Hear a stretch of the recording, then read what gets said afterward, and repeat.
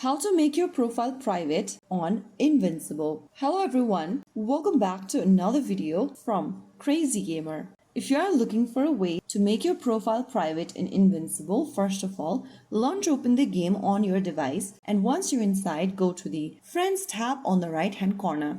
You'll then be able to see your name at the top left, and underneath your name, you'll see the private profile option. Tap on the toggle switch right next to it and make sure that it is turned on. Setting your profile to private will block incoming public invites, but you'll still receive invites from player you shared your ID code with, and everyone will be able to see your progress info as normal. So right there you have successfully switched your Invincible account to private.